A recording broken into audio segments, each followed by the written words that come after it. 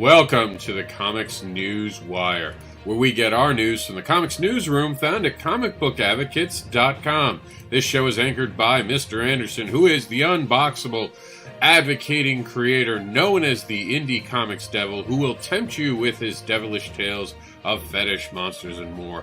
Join him and his co-anchors as they give you the comics news coming off the wire. This show is brought to you in association with...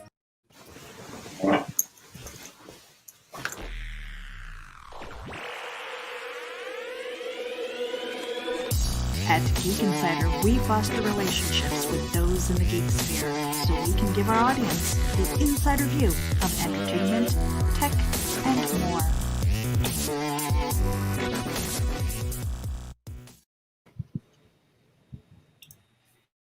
Comicbookadvocates.com is the global digital Comic-Con, but it's more than that.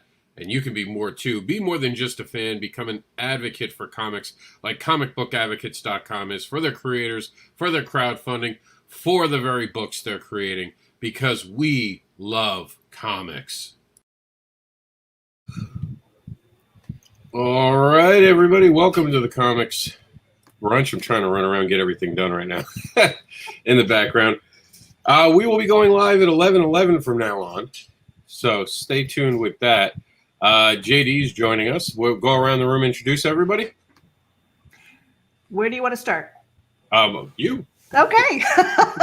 Hi, everybody. Good morning. I am Meredith Loughran, and I am the associate editor over at Geek Insider. I am also the project coordinator for Indie Event, which is happening in November, but I can talk about that later. I'm going to pass the baton to Jamais. Hi, I'm Jamais Jochim, host of Webcomics Reviews and Interviews. Good morning, all. And JD. Good morning, everyone. My name is JD Calderon. I'm the writer and creator of the Oswald Chronicles. Currently on Indiegogo. All right. So, thank you so much. And Rob. Hey, wow, you guys don't do anything to introduce yourselves, do you? Well, no, we did that on purpose. You know, just a quick intro, and then we're going to get into it. We can talk about that later and expand. This is like Sunday brunch. I feel like we're on the news bar. You're like, I'm great comics. Let's go. Whoa. All right, Rob, set the pace for us. Set the pace then. Back in 1978, I was born. It was a warm August night. Since then, it's been nothing but trouble. You're killing me, Rob. You're killing me. No, but go ahead and quickly introduce yourself as well. I am an advocate for comics. I've loved comics my whole life. My dad introduced me, but I couldn't read, so I kind of gave up on it for a while. Learned about the X-Men as a cartoon and wanted to know more about the X-Men because they were freaks just like me. And, well, it turned out I couldn't get another cartoon, so I had to go get a comic book and learn to read. So I took a dictionary on the left side, on the right side I had the comic, and I got to work. So that is it. That's how I got into comics. I hope you guys love comics as much as me, so we can talk about it and have some fun today. This is just meant to be like a sit back, just kind of enjoy. We decided to make it part of CNW, which by default makes it part of Indie Vault, makes it part of Geek Insider. The reason we don't play the Indie Vault intro is we're changing it up. I'm trying to get a few things changed in. As soon as we get it, they will be part of the intro as well. We just don't have the new one. Some changes, some programming things that, you understand. But they're going to be bringing us a lot of the mainstream market watch that we call it, that we have going on. So that's it for now. Back to you, Meredith. Well, I just wanted to say that I sent out a link for Jodie McFee to join us. And Enes Eskander always has an open seat. So if she gets the message and she's available, she might be popping in as well. But you know what? I feel like I've missed something. And it was the voting that you had for news this week. I don't remember seeing it. Oh, it's there. It's in our Comic Book Advocates Network group, actually. Mm-hmm. And I wanted to give a shout out to my good friend, Corey James Crawford. He is tuning in. He's a good friend of mine from my college days, which was like a million years ago. Love you. Mwah, mwah, mwah. Well, that's awkward. I hope her husband's not around. Just He awkward. is. He is. Well, you know what? It's kind of funny, because with as much work as I do online with everybody, I consider you all my work husbands, and my husband's fine with that because he's got a lot of work ex-wives. I don't want to see the divorce. Nah, I've met her husband. Her husband's cool. Yeah. He's a dude who wouldn't get jealous and just be like, eh. So yeah, he's not getting rid of me. The poor guy. I wasn't referring to getting rid of him. Oh my goodness! And we're off the rails already. Let's invite Jody in here. Hi, Joe. You want to introduce yourself real quick? Good Work morning. husbands. Why all of a sudden I feel like this is like a episode of Three's Company? Jerry Springer? yeah. Okay. Hello everybody. I am Joe D. McFee, president of Agency Studios, the writer and creator of Amazonia, AWF, and Primetime Saturday Night. And when I heard the whole thing about work husbands, I'm thinking about SVU all of a sudden because they used that exact line in Law and Order SVU for some reason. Can you guys hear me? Okay. Oh, we yeah. can hear you. I just don't know. I don't think anyone knew what to do with that after you brought up SVU. Everyone's like, not touching that one. That's not me. I'm not talking about 50 Shades of Grey. Oh, wow. I don't know. I'm a big SVU fan, so that's the reason why I recognized it. Are you excited that there's going to be that spinoff in 2021? Yes and no. Yes and no, because I don't care too much for that particular character, but he was overdue for his own series. I can say that much. Yeah, no, and I'm glad to see him. For those who don't know, Stabler's coming back with his own show. Mm-hmm. You guys can see all the stuff that happened over the weekend. We'll be covering this starting tomorrow on the CNW. We're getting to our poll that Meredith had talked about. So 4 of them get chosen by you guys. 1 of them gets chosen by me. Here's our poll. See, I told you, Meredith. You never forget about the poll. I don't know where I've been this week. I know I've been busy, so I guess I've been kind of on a hamster wheel. You're going 100 miles a minute and getting nowhere. Oh, I know that feeling. I almost killed myself coming into the show, like before we had the intros. So the intros are going on. I'm like, Meredith, I just have to run to the bathroom. I'll be right back. So I run over to the thing and I'm like, okay, I gotta come back. Switch. I try to come out of the room. I forgot I've been cleaning the house. I almost slipped and fell and broke my head open. I'm stumbling to the computer. I'm like, damn it, I can't even get my pants on right now. I'm trying to press buttons. That's been my week. In an example of my week, it's been not being able to pull up your pants and get things done without killing yourself. Imagine how awkward it would be to be just found. What the hell is this guy doing? Are you supposed to wear pants on this show? I hope not. Yeah. Randy made this rule about sleeves. I thought just pants were like a no-brainer. That's it. I'm going naked. I'll be right back, guys. I didn't know it. Hey, as far as I know, we're only seen from the waist up. So Hold on. Don't stand up. That's all. Just imagine how awkward it would be. Like just you. Oh man, my back hurts. we've seen the commercials. Oh man, yeah. But so that's my week, Meredith, in a nutshell. It's been a crazy week. That could be a pretty fun kind of game show. It's like if we all wore like our boxers and we had to guess like the design or something like that. That would be kind of funny. Yeah. It could be really bad. Saturday Night Live skit from back in the 70s. Sit on it. And the whole object of the game show that they read the spoof of, the contestants were like, you didn't see them from like the waist down, and they would bring in different objects and they had to sit on it to figure out what it was. Oh, wow. Wow, the 70s was freaky. Yes, they were. I don't understand. It really hurts in my butt. No, you idiot. Don't stick it in your butt. What's wrong? Why would you put a cactus in your ass? That was a cactus? No, what object was a statue of the Normandy invasion that somebody sat on? It was like, oh, it's really sticking me in this type of way. Wait a second. I think I know what it is. It's the Battle of Normandy. Correct answer. Like, how? I'm going to find that on YouTube. I'm going out of my way to find that on YouTube. I want to. Yeah, it's Saturday Night Live, and it was called, the game show was called Sit On It. Oh man, I don't even know what to do with that right now. Just imagine the 2020 version of Sit On It. I feel like it's a human being because I feel a tongue.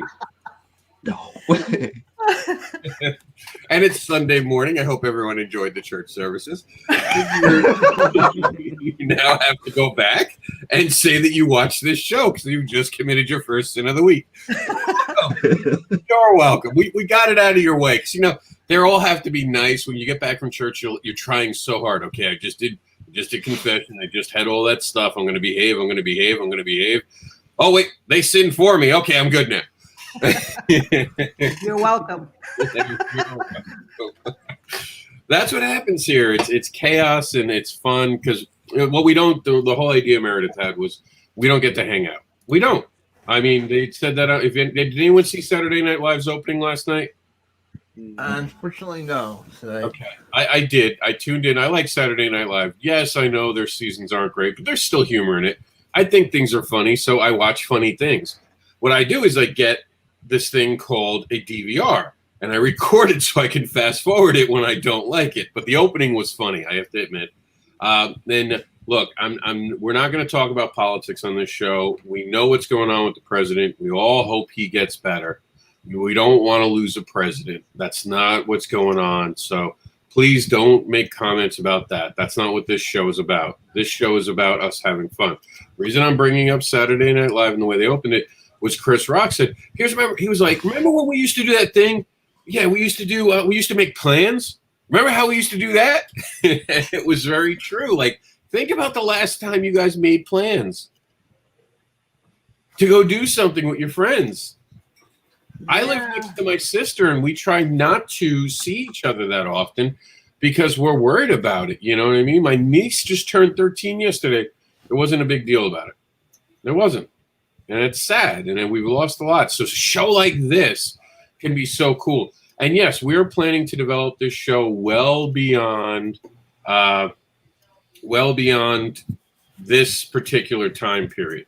We are trying to get it so we can actually have this be a future show where we could be I could be at a con and Meredith could be running the board, or maybe she's at a con for Geek Insider and I'm home, or we have another, because we don't do anchors on this show particularly. We're all just basically guests because we're all just hanging out. But we'll have someone at a station to be able to do that. So there's a long-term value for a program like this. And what we did, for those who don't know, I canceled my Friday night show. I was doing a Friday night show, and of course I gave up the Devil's Advocate. A lot of this has to do with I'm a dad, and my son needs to go to sleep at certain hours because he's in school and all that. And when I was I'm sure JD saw this, the last Friday night show I didn't have the same energy. I'm like shooting Coca-Cola into my veins, trying to get any kind of sugar high I can get, eating ice cream, eating gummy bears. Nothing's getting me. As soon as that show was over, I was just in bed, asleep. I was done. And I was like, okay, I've hit that stage of life where I'm no longer cool. Because like my Saturday night was setting up my son, so he has a new setup for his toys and all that. And I cleaned the house because he was out with his mom. That was my Saturday night. Yes, I've gotten to that point of old where I woke up early this morning, grabbed my back. Oh, it hurts. Let me go see what's on the news. So that's the life I now live. I know you all want to be just like me, but what we used to do back when I was young, we had this show called Week Ended. And what we're doing is we're actually making it part of the Sunday Brunch. So Sunday's Comics Brunch will now have Week Ended, which is what that screen up here is about. We're going to talk about different topics. And the topics are chosen by you, the viewing audience. And then I'll pick my top stories that'll show up on Geek Insider while we're doing the show today. And I've talked enough, so I'm going to pass it on. Here we go. And not a lot of people voted this weekend, but I'm not surprised considering the news cycle that was going on this weekend. I think people were really distracted by the news this weekend. I was going to say too, Rob, and I don't know where the echo is coming from. But I don't think a lot of people know where to find comic book advocates, especially if you're a new listener. Head over to Facebook, look for Comic Book Advocates Network. Make sure that you give it a follow, and then you can also vote for what we post on the news. We had 66 new people join just this week, so Yeah. be part of what is a growth, because we're trying to make this very interactive with the fans. We're trying to go back and forth. Should this be on Geek Insider or Comic Book Advocates? But Meredith is like, well, you're our comic book wing. Do comic book stuff there. I was like, okay, sure, makes sense. Why don't you just use logic? Fine. Have it your We'll be Right? logical. Oh my God. I know, right? All right. So our first news of the week, which I'm going to pass on. By the way, cursing is allowed on this show. So no one go, oh, Rob, I heard you curse. No, this isn't the news. This is informal.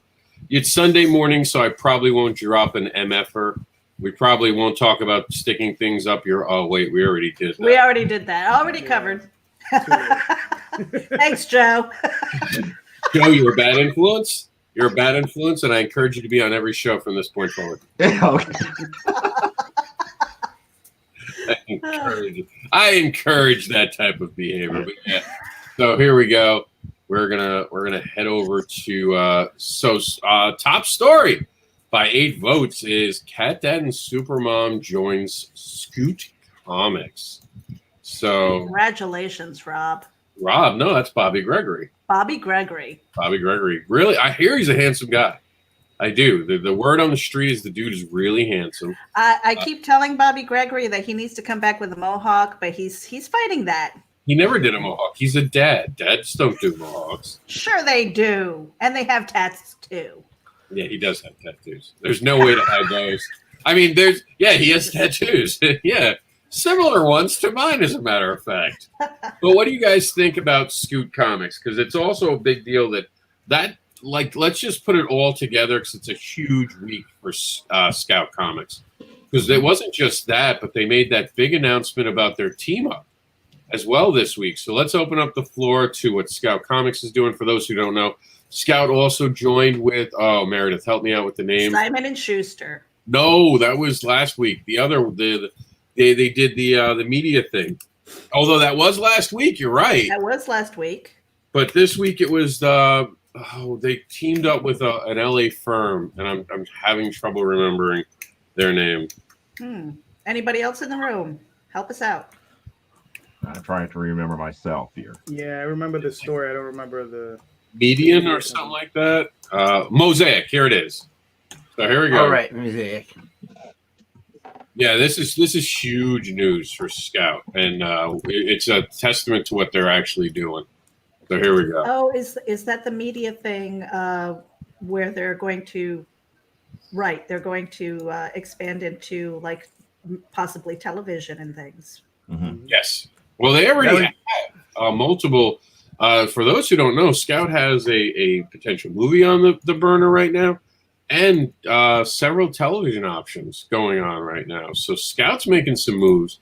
They're one of the. There we go. Michael was with me. He had it. Michael's the co-anchor of Fridays. Mosaic. I knew it was an M. I couldn't remember exactly what it was. But Mosaic. Yeah, man. Awesome news. Super excited about this one. But that's good for all comics, right? Definitely. Mm-hmm. Especially if you can actually have a little, have some serious fun with it. Mm-hmm. Yeah, Now, I do have a question, and maybe I'll get some hate mail. All right, because I've been in on several discussions. Oh, wait. I knew I was forgetting something. Yeah, it almost happened. We should have done this before the sitting on things. We definitely should have done this before the sitting on things.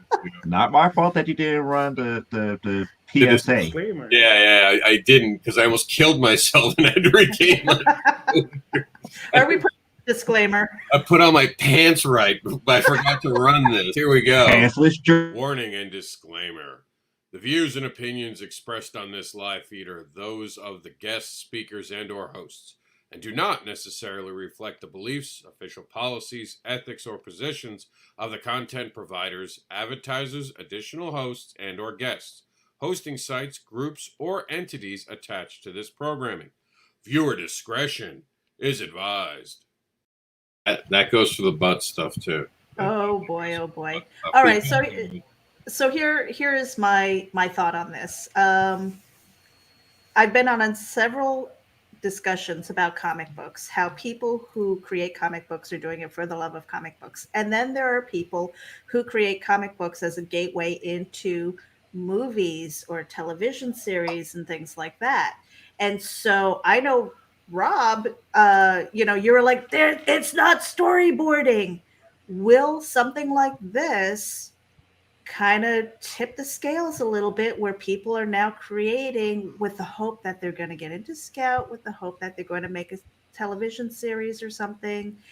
Will that become the new trend where it is actually storyboarding? And you can send hate mail to me. I'm just asking the question. I will say this. That's an interesting question that you have asked. And it's funny because I asked it when I was asked to do an interview for Geek Insider recently this week. We had a special interview with The Adventures of Mary Shelley's creator, Brea Grant. And I asked her a similar, are you guys seeing that? I just realized I didn't check my note.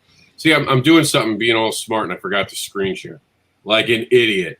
So let's try this again like I'm smart. Mary, The Adventures of Mary Shelley's. And there she is, Brea Grant. You might notice her. She was in Heroes and a few other great television shows. She's made her rounds around some sci-fi stuff. Great personality. By the way, great book. That was fantastic. I'm not usually someone who likes like horror and monster stuff. She did an amazing job with this book. I was blown away by it. Blown away by everything that she was doing there. So I suggest that you guys go out and get yourself a copy today. So here we go. She asked that question, and she said she did see a lot of people try to run to comics, but she feels like they've kind of gotten rid of themselves by not learning the craft, not really having the energy, and like you said, treating it like a storyboard. Meredith was in an interview with me where it was a panel discussion. I think it was one she was running, where I famously chewed someone out for referring to comics as storyboarding. I still have no regrets. I still need every word. I think it's insulting when you call a comic book, and Meredith is starting to see that, where she's working on her own book and sees the difference. For the credit of this, comics came first, storyboards came second. That's historical fact. Storyboards are basic ideas. So you can storyboard out a comic book, but you could never release that as a comic.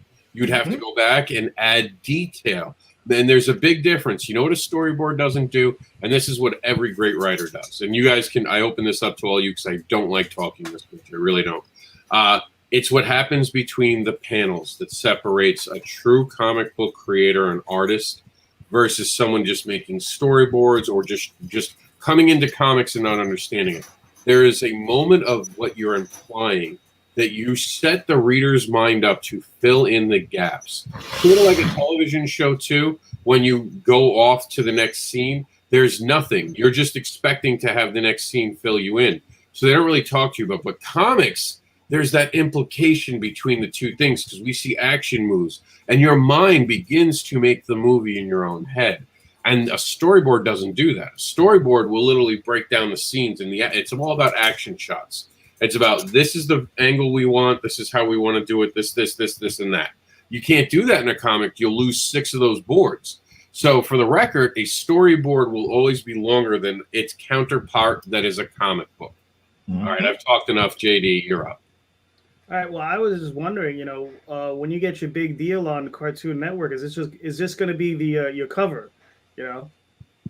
Who? What am I getting? Your cover when you get your big deal at Cartoon Network. When we get Cat Dad at Supermodel. That's Bobby Gregory, you mean? oh, right. Okay, yeah. I keep forgetting. I can text him if you want. I have his phone number. You have his phone number? Yeah, we got plenty of video on him too. Yeah, supposedly. I don't know. I don't know if he's ever been caught in the wild yet. But gotcha. Yeah, but the question was basically, with a deal like this that Scout is doing, and that was my squeaky dog over there, with a deal like this, and it's huge. It is really huge, and it opens up a lot of opportunity. Does that tip the scales for creators to go, oh, you know what? Maybe I want to create a comic book with the idea that it's going to be picked up. That hope. I think it depends on the generation of the creator because there are a lot of different creators. A lot of people who are just coming in just looking to make money, right? So you're gonna have those people. You're gonna have those people looking to just make a quick buck. They don't really care how they do it. I always say get a job on Wall Street, but they don't listen. They think it's easier to just create something that they could just tag their name onto and just move forward. They just really think it's easy, but that's usually the bottom line for some of these creators, and then usually not that good, and they're usually easy to shake off. But you're always going to have creators who are coming in from a purer sense where they just want to make comics. And I mean, that's where I come from. I know that's where Rob comes from. And I'm pretty sure that Joe and I don't know about James, but, Meredith, where that's where we're coming from. We want to create comics. Anything that comes after that, fine. But that's on the back end. And Joe, you were shaking your head pretty emphatically. Yeah, I'm emphatic that no, it's not going to have any impact whatsoever because the one thing that people have to always remember is that even when you create something, you have to become a household name before people recognize what you're doing. And for you to make that leap to a different medium, you have to establish, and that takes years to establish a good comic book or a good comic story to even be considered for other mediums. So no, it won't have an impact. Will people come in thinking that? Yes.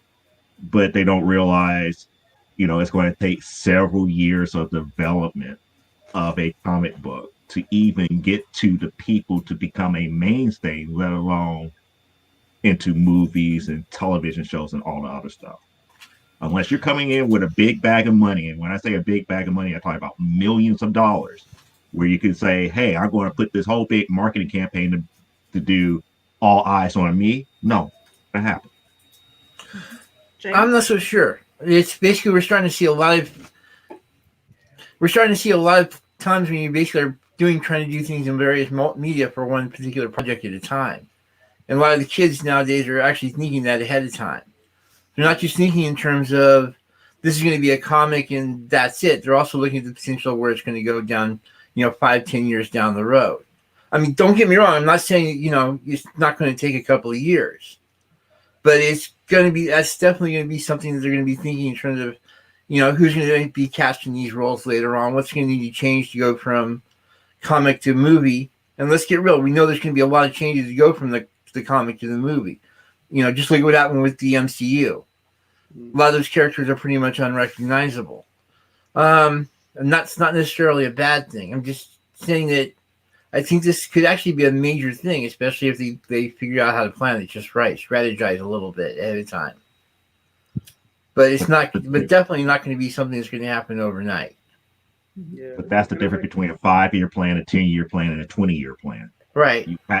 What you're saying is 20 years on the line, as opposed to coming right into the industry. If you're coming right into the industry, you can't be thinking about that stuff. You have to be thinking about how to make this character recognizable amongst all that are reading here. How to make that character look cool for people to be interested in what you're trying to write. And that's a major, to me, that's a major difference between thinking coming in with the aspect of, oh, I'm going to make this a movie, as opposed to I just want to make a great comic book. If I concentrate on making a great comic book, the rest will come later on down the line. As opposed to, I made this great movie, let me convert it into a comic book, everybody's going to flock to it. No, it doesn't work that way. Yeah, you'll never see the movie to comic book. No, It's been tried. Captain Justice is my personal favorite in that regard. That was that show with John Ritter, where he basically was a superhero. He went from the superhero universe to a regular universe, the normal universe, and they've tried that a couple of times. I don't think you'll ever see the situation where it succeeded as a movie and then was able to translate to a comic all that well. It's been tried a couple of times, and I don't know. We have Star Wars, Predator, Aliens. We have a bunch of different, things that have come down from movies that have been successful comics. The Star Wars line through Marvel started off spectacularly. People still say the run is still really good. They sell a lot of books. And there's a lot of that stuff we don't see on our end through Diamond, because a lot of it goes to the Disney parks and they sell tons of those stuff. I've been to those parks and people just walk away with scads of those things. I mean, and to Joe's point, there's been plenty of properties that we've never heard of that were comics that have been turned into movies. Men in Black famously was a comic book over Marvel. Who heard of that thing? No, that thing no, not Marvel. Not well, Marvel. no, Marvel Malibu. eventually purchased it. They started in Malibu. They started. Was it Malibu or Caliber? One of them. One of them. Malibu. Yeah. Malibu. Okay, yeah. Because I just wanted to be sure. Like it started Right. somewhere before it became a movie. You got And my personal favorite to add in here is Road to Perdition. Right, that's another one. Yes, who heard of that book before it became a movie? So there's plenty of properties that you don't hear of, but people who have vision in those other areas come in and they say, you know what, I could do something with that as a film or as a cartoon, so on and so forth. So I mean, and the thing is, I think the thing with Joe, I think what you're talking about is generational. Like we're a little bit older, so we think about things a little bit differently. But those young cats that are coming in, they're like, nah, man. They're like, no, that's gonna go on. That's gonna be on Netflix. That's gonna be on this. That's gonna be this. They're not thinking the way we think, man. They're a little bit faster than us.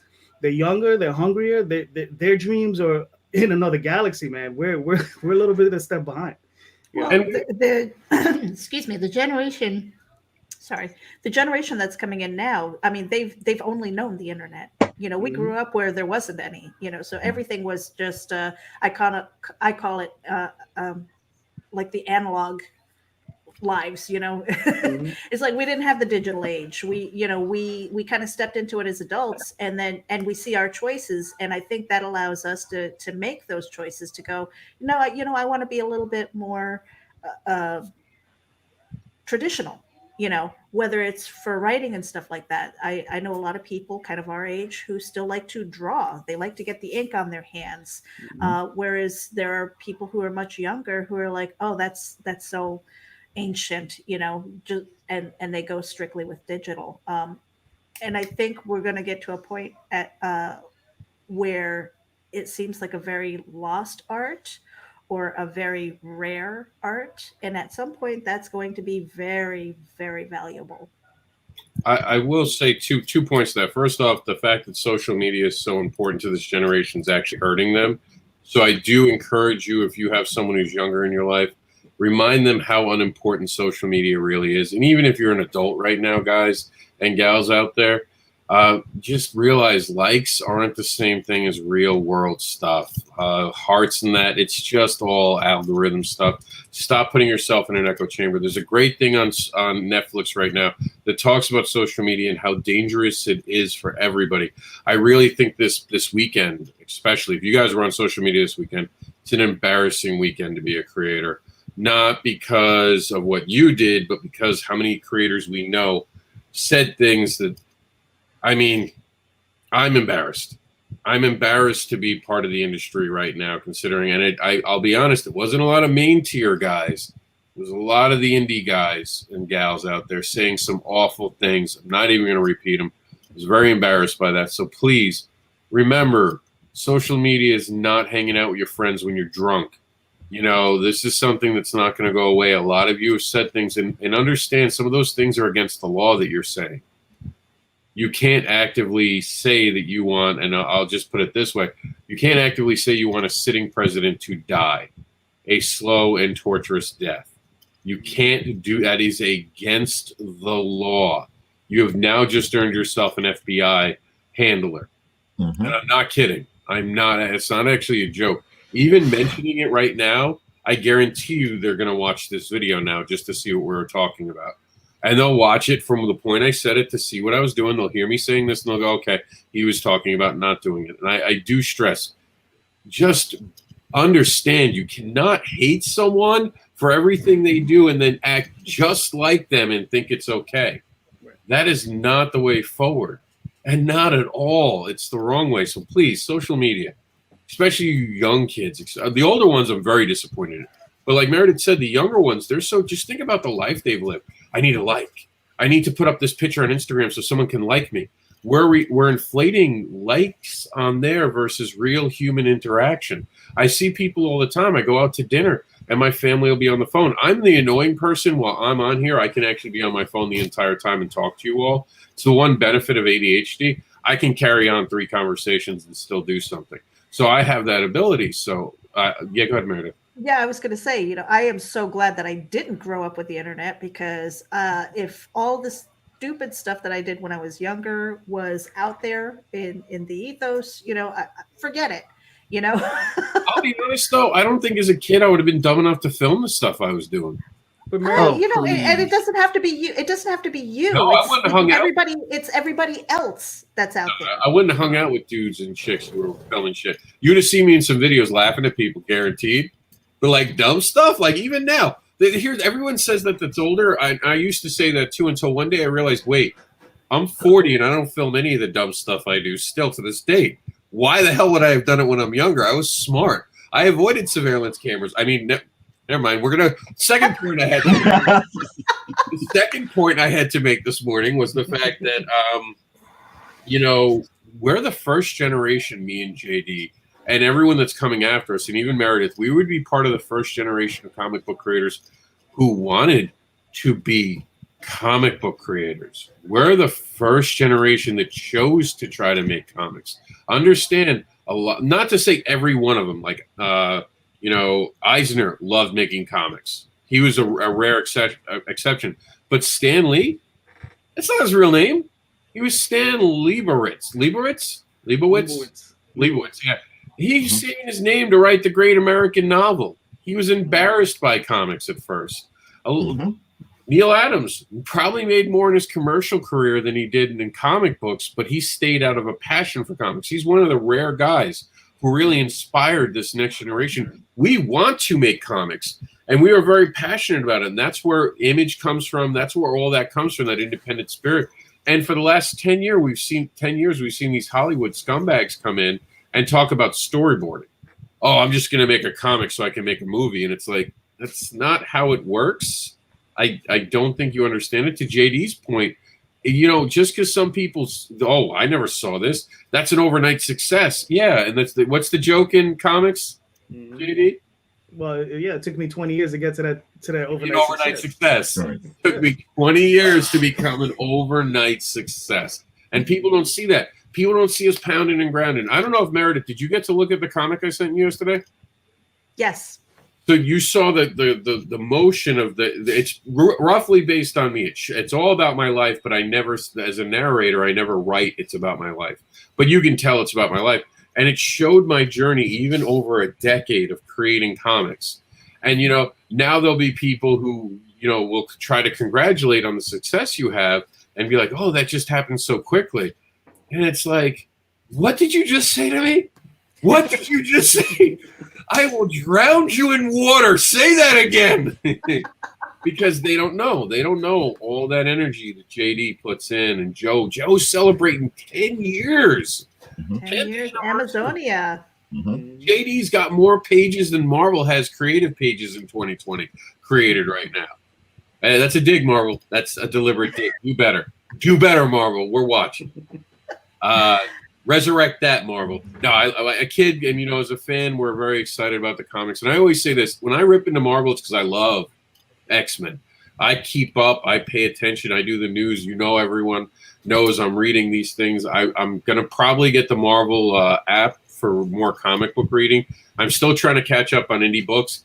Here's the truth about indie, and this is for the reviewers in the room, and then we'll get back to the main topic. How many times when you guys review something, you can't do it publicly because you'd be assassinating someone?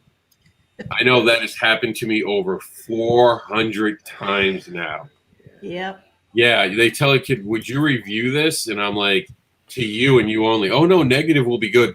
Not the negative I can. Like, and Meredith knows. Geek Insider wanted me to do assessments. And I did that one assessment, and it was honest. It was fair. I could back everything up I said, pointed out a lot of mistakes, but it made me feel so horrible as a human being to do it publicly. And I was like, I don't want to do this. And I told Meredith, I just don't like the format. We're going to have to pause it. And she's like, okay. And I brought it back in a quicker New York Minute format. Very quick. Did I like it? So realistically, you know, when you sat down for Siskel and Ebert, All you wanted to know is if they liked it. The rest of it, they were kind of funny talking to each other, but you could care less about really them. She didn't know who they were. You just want to know if they were saying to see it or not. And you wanted to agree or disagree with them. You only watched that show to agree or disagree with them. They never decided whether you were going to do it or not, because most fans will pick up a movie or a comic book on their own based on a trailer, unless their friends are telling them otherwise. So, but I don't.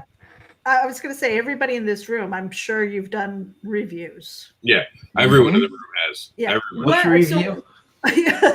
What do you do when you have a book or a film, whatever it is that you're reviewing? What do you do when you absolutely see everything's wrong with it? What do you do with it? Tell it straight out that these are the problems with it. I mean, I'm always looking for this. You know, don't get me wrong. I'm trying to always find something positive, even in the worst stuff. Mm-hmm. But I see so much incredibly bad stuff. You keep that one-on-one with the creator, or do you make that public? Gee, what's my podcast again? Yes, I go public. But the problem is being the kind of reviews I do. I have to be diplomatic. I can't just simply say 100%. This sucks. This is why. I've always got, like I said, I've got to look for that one golden nugget part in there that says this is a really cool thing. This doesn't mean, of course, that I'm basically going to be, hyping that one thing. I have no problem nailing a comic. I've done it a couple of times. I'll go through. This is why. This is where. And if it's something that's really negative, I go from a straight review to a this is how it could be better type of situation. Go do a constructive criticism type of thing. Mm-hmm. Go through, these are the problems you're having with the characters. This is how you could fix it. This is the problem with the artwork. It looks, here's some really good stuff about the artwork, but here's how you need to really work on type of things. Mm-hmm. Go ahead. Jay. Yeah, but it's just straight up, like I said, it's just you've got to find something positive because everybody has something that's really cool about the comic in there somewhere. It's just sometimes you've got to go through a lot of dreck in order to find that one really good thing. Yeah, sometimes it's really hard to find. JD, go ahead. Do you have anything to piggyback on that? Yeah, I know. I mean, for myself, all the books I tend to review, I've purchased. So these are books that I've actively bought, and I read them and so on and so forth. Now, here's my main rule. If I don't like it, I don't review it or I don't put it on my show. And that's the other thing. I don't really do reviews. I do suggestions. Mm-hmm. These are books I suggest people to buy, to read, to enjoy. You understand? I don't necessarily do reviews for the sake of like, I'm reviewing a book. No, I if I have it on my show, I do a suggestion. Now, if I know you personally, I will not review your book. I will give you a shout out. I will be like, here's this book. There's a person I know, buy their book because I like them, not necessarily because I like the book. You understand? And that's just to keep it diplomatic. And I mean, because I run across a lot of stuff. It's just like, Jesus, why? You should have. Why didn't you call me before? Let me follow that up, JD. Have you lost friends? I have. Probably. I don't know. None of them publicly. No, not public, but the private critiques I've given, I have lost friends over. They might see me on my friends list, but they won't talk to me again.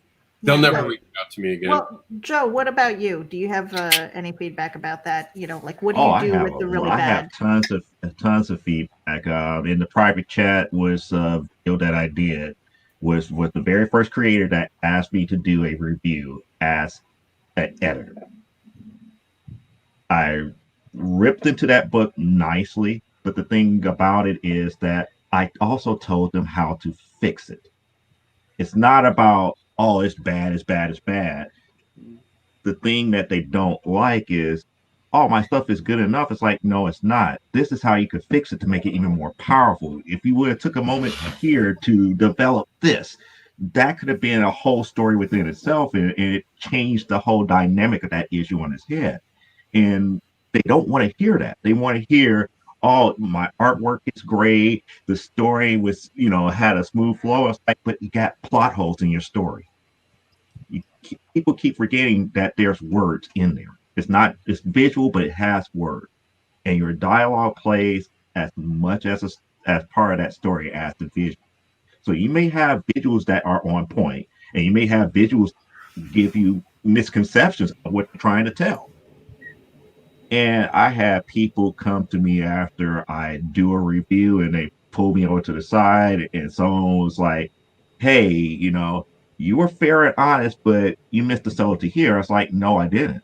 I didn't miss that subtlety because of this, and this. And we get into that conversation. It's like, oh, I never thought about that. Or this was explained here. It's like, you have to understand, I go issue by issue.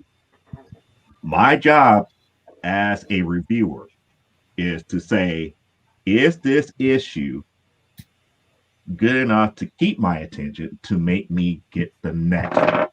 I don't say this is a good comic. I'm more along the lines. It's like, at this point, I'm ready to put this book down. I'm not certain if I want to continue on with the storyline. Yeah. Not to say that you're a bad writer or anything like that. What you're doing in this one particular issue may have turned off people story-wise. I think that's very important as far as comics too, because with those single issues, especially if it's within a story arc across multiple copies. And forgive me, I am a noob when it comes to comics, so I might not have all the terminology. But when you have a story arc and you have several books that are covering that, if you have a really bad issue, you might kill off your readers who are supporting you up to that point. So I mean, when it comes to listening to reviews, the motivation behind most reviewers that I know of is not to destroy you or kill your dreams. It is to make it better. And the reason behind that, if you can get past the butthurt of that and say, hey, okay, I see where you're coming from. I'm going to try and make improvements or not. They have the choice to ignore it too. But then they see later on, they see that ripple effect of maybe not listening to the advice that is well-meaning. I don't think anybody in this room and many reviewers that I know we're not jerks. We don't want to go out there and destroy you. We don't want to see you fail. We want to see you succeed. And so when you ask for an honest opinion, be open to it. Well, I also think that what Joe was saying, if you have to explain it, you fucked up. It's just that simple. And I know that in my career. When someone misses a joke, then I screwed up. Or they didn't. Some jokes are very subtle. Like, okay, I have a book about fetish. Meredith has read it. JD, I don't think, has ever read it. But I know Meredith has. And I think I've explained this to Meredith in the past for that. There's a very particular reason I have a color scheme I have for my book. And you'll have to excuse me. I'm actually in the middle of cleaning. So I don't have one out right now just because I've been rearranging stuff. Because we're getting ready for possible hurricanes again. So it's hurricane prep time again. Starting to put things back in boxes because just in case we get blown away, my stuff is in totes. So I wrote the entire fetish book on vanilla colored pages.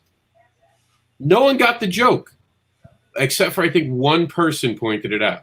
But that was okay because it didn't affect the story. What Joe is talking about are things that weren't like an Easter egg.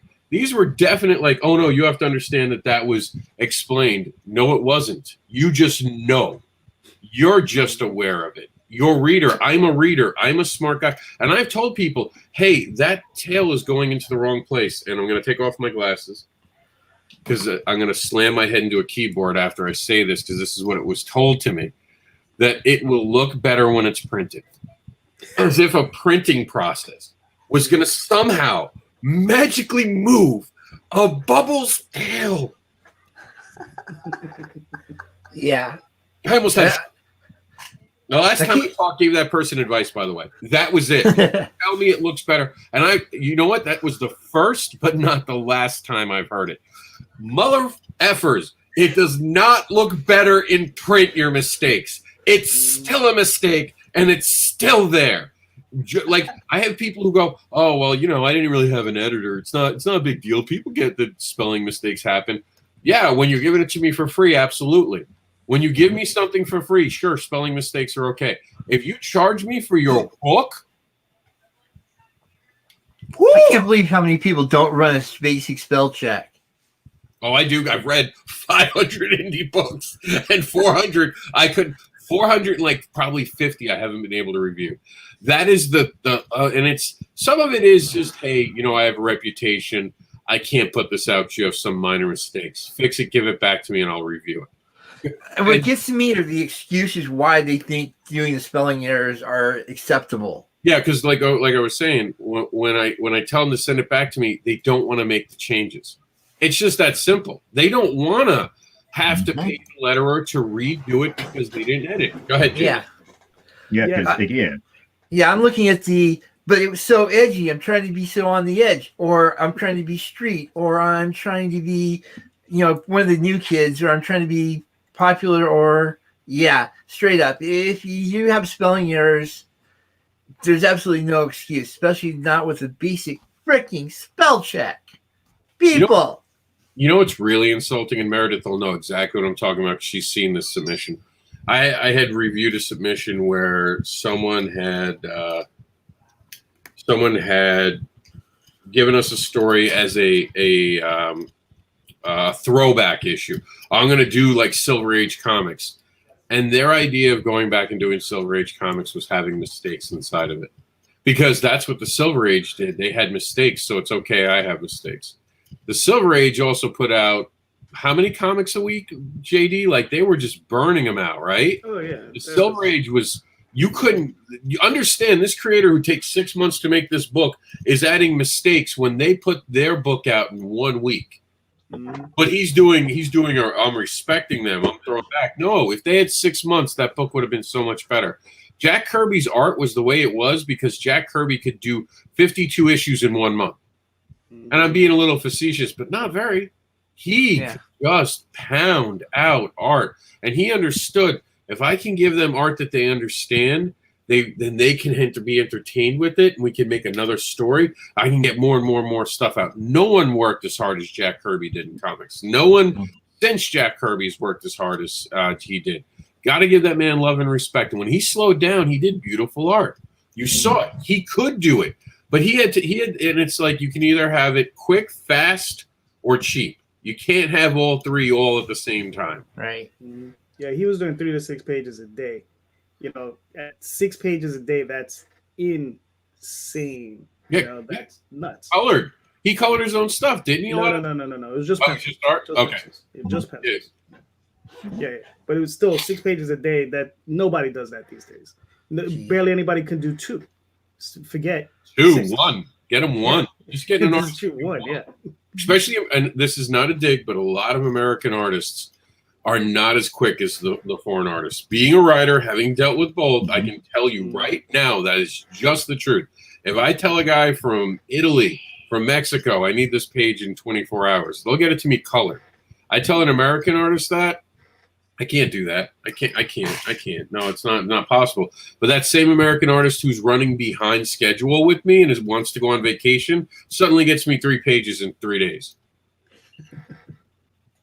I know what you're doing. I respect it. I understand it. You're pacing yourself. You have other things in life, and I get it. But I know how quick comics can be made. I do know when you're motivated what you really can do.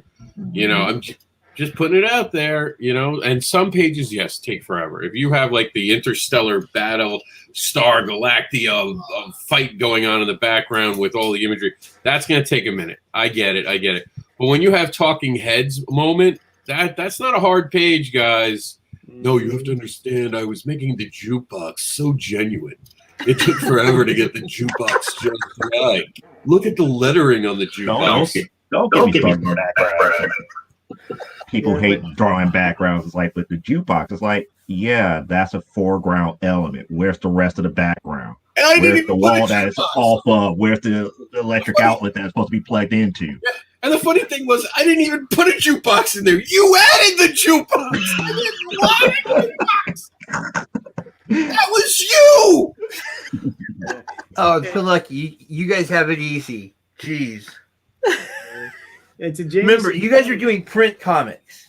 I'm doing web comics. Mm-hmm. So I've got all these people that are trying to do all these neat edgy things, and it's just Remember, kids, if you're paying for it, it's your call. Do not accept anything else. I'm like, oh, I didn't know you started. I told an artist this flat out. I'm like, I didn't know you started working for free. And they're like, wait, what? What are you talking about? I was like, well, you talking back like you have a say in this. I was like, I'm paying you. We do it this way. I want you to understand that. I want your feedback. I want you to feel like this is yours. But as long as I'm paying full price and your quote, then it will be my way. I got that book done. Let me tell you. That ended, like, that was the last time I heard a dumb argument. Because sometimes it is just that. Because, and it's not a dig on them. It's a creative vision. And when you're a writer and you're paying for it, it's your creative vision. Because you're now the producer. If you're working with an artist and they're not getting paid, put your thumb in your mouth and chew on your finger, because they have every right to have as much input as you do. And I want writers to understand that, because it's a two-way street. You know, of course, someone will clip to 10 seconds before that. See, Rob doesn't respect artists. No, if I'm paying for it, I expect something. If I go to Burger King, I don't want someone to bring out like the tofu burger and go, well, I know you ordered the Whopper, but this is better. This is better. I even made it fancy. The ketchup was drawn like a dress on the outside. No, fucker, give me the Whopper. But to James's point, though, look, now we all work digitally. It's easy to fix these things. You know, you can just go in, open up whatever Photoshop, whatever InDesign, whatever program you're in, and change a few things. It's not hard. You know, it's not hard. I've had people, just recently, someone said, did a review of one of my books, and they said there was some grammar errors. I was like, there are no damn grammar errors in that book. And I went back, I was like, oh shit. And I went back and I fixed all those pages, and I gave them to Daphne, and she updated all those files. So all the new files will not have those issues. So that still doesn't address the point that I made. If an editor was there in the very beginning, that stuff would not have been there in the first place. Actually, editors don't catch everything. I know that, but they do. That's what their job is. It's supposed to manage and catch errors before it gets out to anybody else. Yeah, but a lot of times, and I'll say this, and this is a huge mistake people are making, and I cannot stress this enough. And as an editor, if you're watching this, you have to do this. As an editor, you have to see it before it goes to print. Whether they paid you or not, shut your mouth and make sure you look at that print copy, because it's your name on that page that people are going to look down on. Because it won't be the creator. Because the first thing they'll do, they'll open the book. Let's see who did this. Rob wrote it. Okay, I know he's dyslexic as shit. So I know that he must have gotten an editor, right? So, oh yeah, they got an editor. Here's his editor, or here she is. And then they'll go, okay, so let me read the book. And if they see a mistake, they're never going to think it was my mistake. They're always going to think it was the editor's mistake. So you have to go back. And as a creative person, whether it's the artist running the book, because there are artists that run the book, not the writer. I've been brought on to be a writer on some books. It's not my book. So whoever is in charge, who's ever sending the print file to there, should offer it to the editor. And I remember I sent it to the editor once, and they were like, oh, well, I did all the edits. I told you all the edits. I was like, why would I want to look at it again? This was a newer editor. And I was like, oh, I don't care, because I hired you. It's your name with all the mistakes now, not mine. And they were like, can I see the file? Yeah, because think about that. Like, you told me the mistakes to make, but if you don't ask to see the follow-up, what if I missed one of the things you said? Or what if you still miss something? As an editor, because I'm a letterer too.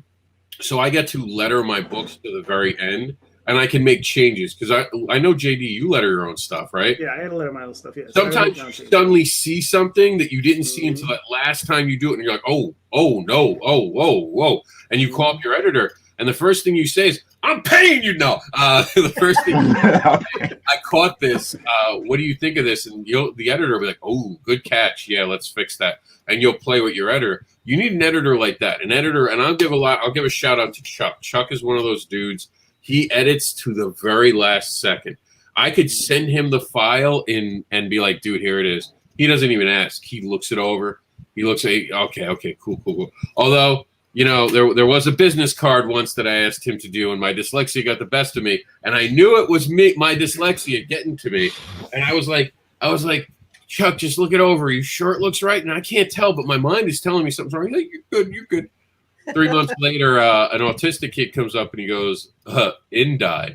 And he says it the wrong way. And I'm like, what are you talking? I look at it. Sure enough, the numbers swapped. And first call I made after I called up Bluehost to now buy the Dyslexic Indie Advocate site was my second call was to Chuck to rib him and be like, remember that business card, buddy?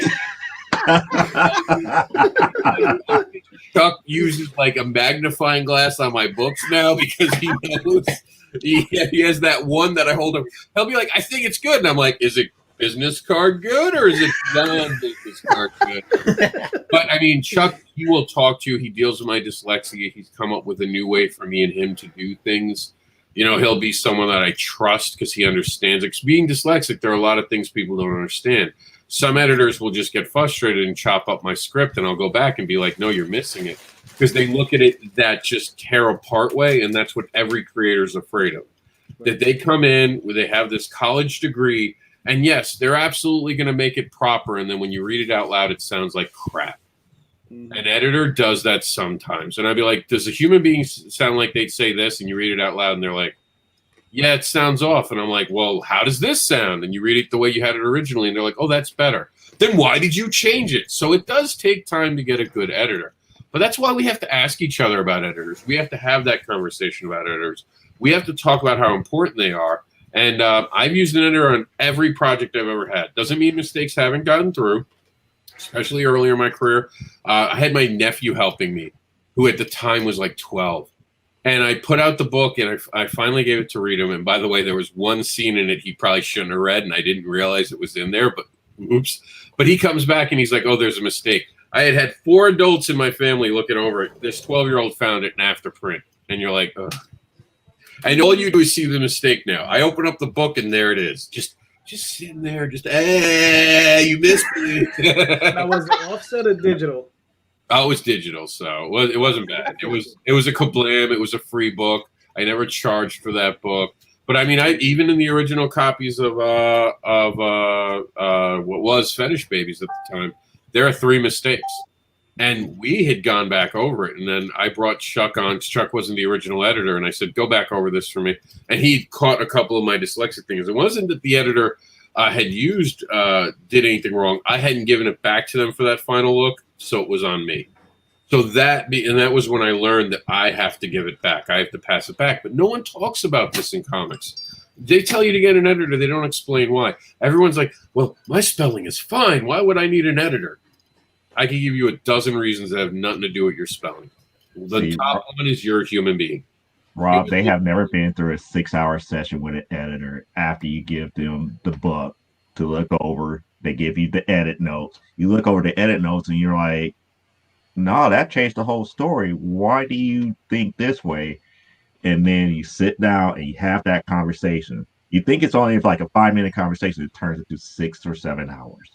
Oh, because you have to lay the stuff out the way that a average reader think it. And sometimes you as a writer won't see it, them as an editor won't see it, or the artist won't see it that way. It's a long process, and you have to give editors that level of respect here because they're just as much as responsible for putting out a good product just as everybody else is. Yeah, and it's so important. Like I'm sure JD doesn't use an editor, so I see him blushing a little bit. JD wants nothing with this conversation. I actually do use an editor. Oh, okay. So yeah. You know what? I'm working on my very first, and I am my editor right now. I have Rob, and I sent my first 8 pages to Luke. And they say I have notes. But go ahead, JD. Sorry. I just wanted to say, because I started off with prose, and I do edit my own stuff, and I have self-published without the benefit of an editor. Maybe it's ego. Hold on, Meredith. You haven't put out a book yet. I haven't put out a comic book yet. A comic, yes. I'm sorry. You've put out. We're talking comic books here. Yeah. You haven't put out a comic book yet. There are things that an editor can see also with your art that you might be missing. You'd be amazed when I look at art, how many times I point something out to someone and they didn't see it. Even having to sometimes you have to flip the art. because there's a magistry of how if you look at the thing, the way that I even do my panels, I always leave the last image on the side so it makes your eyes follow. You're dancing. And I can't explain it any different than this. You're dancing on every one of your pages. And because comics are in such an awkward fashion, because we're left, boom, right. Sorry, dyslexia. You're going right, and then you slam down in a Z fashion. That's how we read comics. There's a learning curve to reading a comic, actually, and learning how to follow it. So you're dancing on the page. So there's a lot. JD, what were you going to say? Sorry. So how did your notes go? I haven't gotten them back yet. Oh, okay. Well, except for Rob. Rob said that there was something with the narration. I think it was the dialogue. But it's such a big change that it changes the entire story if she does it the way, not the story, but it changes her outline. So she'd have to update her outline so I could go back in and look at it again. Gotcha. I mean, the only thing I would say is about editing is, I mean, I got a friend who works as a professional editor, and that's what he does for a living. And he was an EIC over a couple of big companies. And he works at Simon & Schuster, and he works at some of these big companies. He works at Tor and some of these big companies. And he's told me he would walk into some of these offices and he would see a book, let's say a classic book from a classic author like Isaac Asimov, on the table of an editor there as he's picking up his current assignment, because he works freelance. And he'd be like, what's going on with that? He says, oh, we're reprinting it. He says, what's up with all the, you got like 10,000 Post-it notes. He's like, yeah, those are all the mistakes we have to correct. Now, mind you, this is a book who's already been printed like 15 times and has gone through 15 different editors. It just happens. You understand? These mistakes are going to happen. They're going to get through. Nothing is perfect. Nothing's ever going to be perfect. You might want to do perfect work. Good luck doing it to you. Just remember, you'll be spending the rest of your life chasing that comma. Good luck to you. You'll never get anything done. Sorry. No, there's a truth to it. There's only, when you can have one or two mistakes in a book, that's a victory, believe it or not. Marvel and DC make mistakes all the time. All the time. You do the best you can, and it's really about, will the mistake take you out? Now, if you're having spelling mistakes the whole book, it's going to take someone out. If you have someone talking, if the arrow goes to the person, even if it misses and has it their ear, it'll just be a son of a bitch like me going, oh, his ear's talking, ha, ha, ha. But you know it's really the person, as opposed to the sign now pointing to the television, and you're deeply confused because you're like, wait, is that actually from the TV? Or the car is talking, you're like, wait, they have Knight Rider in this book? Mm-hmm. Like, you're wondering, because it's a comic. Mm-hmm. Maybe the car does talk. Mm-hmm. Is this a new character? Does my mind have to have a new voice for them? Is this a person? And an editor should catch. That's what I said, Meredith. Like, when you write prose, you can probably self-edit that. And I've been told, I mean, yeah, there might be some things, but I mean, in the end, it's minor things. But comics, there's a lot of nuances that a good editor should be able to see right away. And that's why, like, Chuck will tell you, I want the script. Give me the script before you go to art, because let me catch the problems before you go to art. Because once you're in art, it's harder to fix. And I've worked on project, the one I showed Meredith. I bet you, did you know that I cut one page into two different pages because an artist flew out on me because there was a problem? So I literally chopped up a page. When you were looking it over, did you realize that? See? Shit happens. You fix it. And a good editor, and I can be a story editor. That's the difference. I'm actually good enough to be a story editor. I can't do grammar. I can't do any of that. But if you give me a book, I'll tell you everything that's wrong with it, and I'll tell you how to improve it. And I can just look at things that way. And that's from over, like JD could do the same thing. I've been doing this. We're going on 20 years. Next year will be 20 years of me creating comics, me writing comic scripts, me being a student of the game, a student of the industry, reading as much as I can, going to panels. 2021 would have been the first year I went to a comic book panel about writing. That is 20 years later. 20 years later. 2021 would be 20 years.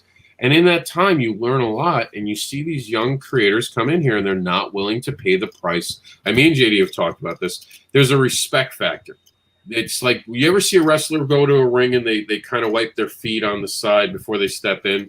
Mm-hmm. That's a nod to everyone who came before them. And these new creators come up with an idea, and they're just going to do it their way. And I even made a mistake earlier in my career. I lettered in a very unique fashion. I can letter like Marvel and DC. I have gone over and like people can, when they see me letter the right way, and Meredith saw a lot of different lettering tricks I can do. I know how to letter like I could do Marvel or DC in a day. I have some trouble with bubbles because I won't use prepackaged bubbles. There's just something about it, and I don't have the artistic skill. So all my bubbles are very by me through a computer screen. But, you know, that's just a personal thing. I can rip off, like everyone else, the bubble packages that you can buy and use someone else's bubbles. You know, and there's nothing legally wrong with it. If I'm going to do lettering, I like it to be my own bubbles. I like them to, and I've gotten better through the years with my bubbles. Well, you know, going back to editing, and again, you know, basically what I'm trying to do is create this 8 pages so that I can submit it to an anthology or, you know, the 3x3 through Terraform. And that still has to be vetted and everything. I'm still, you know, I want to finish up the first 8 pages of the script so that I can send it to an artist. And so getting this feedback, but this was my 4th edit with me doing it. And it started off as a story. It started off as prose. And then I kind of separated it out into script. And then it was like, okay, the more I'm learning now, I'm understanding more about the different panels, the pacing, you know, understanding where you want to have more of a cliffhanger on the odd page because they have to turn the page. You have to give them a reason to turn the page. So all of these things I'm trying to take into effect and going, okay, that has changed the prose into the script, which looks nothing like it. It looks nothing like it. And I got to a point where it's like, okay, I'm on my 4th edit. I'm actually happy for it. As a writer, anybody who does any kind of writing, when you're happy with something, there's probably something wrong with it. But we don't want to admit it. We don't want to admit it. And I was just like, what do you mean? And so I had stripped so much of the narration out of it because in my head, I see those panels. I see what it's going to look like without even getting anything from an artist. And I'm like, oh, shit, I got to put that stuff back in. You know, what's that going to look like? And at some point, I have to realize that, okay, I have to let the baby go. I have to cut the umbilical cord and just say, you know, if I want to create something, because I could edit. I can edit something to death. And I've done that with several of my books where they're still collecting dust because I don't want to look at them anymore. I don't want to get to that point with this. You know? Meredith, to what you're saying, I got to follow up. You've seen the other side of it. You've seen me rip into a story, point out everything that was wrong with it, and you saw the reaction that came next. I want to talk about that. When someone's editing your book and they actually give you feedback, they actually care enough to tell you what's wrong with it. Mm-hmm. Like, you need to shut up and listen. And I that's why I'm always nervous about giving feedback with edits, because people don't want it. When someone gives me a book to review, what they're really saying is, I want free publicity in your name to say that you like it. Or when you're working behind the scenes, oh, tell me how great I am. I'm sorry, you have fundamental problems. So do I on some of my first drafts. And when someone points it out, my editor points it out. When Chuck points something out, there's 1 or 2 answers he gets. Oh, damn, let's fix that. Or 2, explain it to me. I want to know from your point of view, why is this a mistake? And obviously the let's fix it, or the, hey, that's I screwed up as a writer. And there was a moment I could have done better. And I'll tell you, we're in Cat Dad number 2 because it used to go through Advocate Comics, and I'm sitting down with him and Bobby Gregory, and we're all getting together and we're all talking about it. And he noticed something that was in the script for a while, and no one had caught it until that moment. Like JD said, we just fell on it, and it was like, ooh, this is a moment where it does not translate well, and there could be 1 out of 100 readers who will get that moment. Hey, this doesn't fit the way it should. Could have been passable, but instead we went back, had it relettered, had it changed, even changed a little bit of the art to go with it, and it was fixed. And that's why you go through this process. For anyone who thinks you write a script, hand it to an artist, and then that's the end of it, you're going to have a moment where you're going to have to go back and rewrite your script because things were screwed up. There is a long process. This is, like Joe said, meetings after meetings, hours and hours of debate and deliberation about this. Yeah, and I have to say, when you said that, like, it's a little bit disconnected. You know, you should add some more of the narration in it. And I'm like, screw you, Rob. You know, I stripped all of that out. But you didn't see the 3rd edit or anything. And I'm like, okay, I had to take a day and look at it again. And today, you know, when I finish up my errands and stuff, when this show is over, I'm gonna be looking at it again for the 5th time. And again, I'm at the point now where I feel like it's close. It's close, and I want to finish up that next round of edits before I send it out to an artist, because I have to be aware also that if I'm extending the narration, it's going to make those boxes bigger, and it's going to shift the art. And those are things that I never had to consider as a prose writer, you know. But I love this process of learning comic books and trying to get it from the ground up and doing it right. Is it going to be perfect? Probably not. Most definitely not. But I want to do my best to learn it and put the best thing out there, you know, so that I'm coming out of the gate and saying, you know, I am standing on the shoulders of giants who have gotten me this far through craft, through work, through mentorship and things like that. I am calling all of you guys giants. If you've put out books out there and you've been well received and you've been through this process, you know, you are the giants out there. And as a new creator in this medium, I definitely appreciate it. And anytime that I can sit with any of you and learn from you, you know, that's where my passion is. I love learning, and this is exciting for me because it's something new. I've never done this before. I mean, I've done bits and, you know, parts of it. I've been in publishing. You know, I've done layouts and things like that when I worked in newspapers, but to kind of combine all of that together is really taking all of the skill set that I have to do this one product. And it's very exciting. And I know I probably want to puke the first day that I put it out there in public and say, please, you know, will you like this? You know, that's scary. All right, we do have to actually get on to the next topic, but this one was a good one. And remember, this all started just because Cat Dad and Supermom, congratulations to the team behind it, got picked up to be part of Scoot, which is part of Scout. And the one thing I will say is that no matter when you get a publishing deal, I can't stress this enough. Don't go out there and celebrate it too hard. It's just the beginning. That you did not win anything yet. You just got a leg up in the race. There's so much more work to be done. So try not to hurt your hand patting yourself on the back. Don't make it such a big deal because you still have to win over the fans. It's just a moment that gets you closer to bigger goals. So be humble about it. Don't go out there and because I've seen some other creators go out there and talk heavy about it, and then you never see them release a book, or they do release just one book. It takes a lot more. Like, you acknowledge it, you know, behind the scenes, thank everyone for the opportunity, and then prove to them what you're going to do with that opportunity. Show them how hard you're going to work and get to work. Because the ultimate goal for everyone, if you're here for Hollywood, I can't help you as much because I'm just not geared that way. But if you're here for making comic books, then you're here to get fans. It's all going to come down to getting fans. So there's two types of creators, the ones who want fans and the ones who want to make money. You have to decide who you are. And if you're there to get fans, a publisher is going to get you to more audience, and then you can work harder, earn that.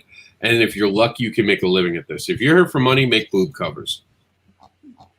Make boob covers. That's where the money is right now. For now, go out, make your alternate cover, make your character you know, naked on the cover, you'll make money. Go make storyboard comics. You know, do you? It's an open industry. Do what you want to do. You know, be you, but you know, don't celebrate successes. I don't want to see another guy tell me he made $10,000 for a half naked cover. Congratulations. Yes, you made money, but you also paid an artist $500 for that. You also did this, and that. You know, I've seen your campaign. By the time it's done, it's not that impressive. Nothing's impressive as 1 million fans showing up to fill something at San Diego Comic-Con. I don't know about the rest of the people in the room, but that's my goal. Getting to the point where I fill not an arena, like a New York Comic-Con panel where it's like the big room, the big hall, you know? That's my goal. He wants a Hall H experience. Well, we don't have Hall H's. We have the not in New York, but I talk about in San Diego. Yeah. But good comparison. That's what I want. I want to fill a hall full of people who want to hear about a book I created. That is my goal. Connecting with that group of fans. Money's money. I could win the lottery tomorrow, and money wouldn't be important. I'd still be doing what I'm doing. Mm-hmm. You know, and JD. That's true. He's out there hustling, busting his ass. 10 years for Joe down there. 10 years of doing this. You know, and we've seen in that 10 years, Joe has seen these kids come in and go because all they wanted was that Hollywood. They made one comic and they wanted someone to part the seas and say, "Welcome." Dude, one comic? Settle down, Beavis. Settle down. Let's see how many people return for issue number 2.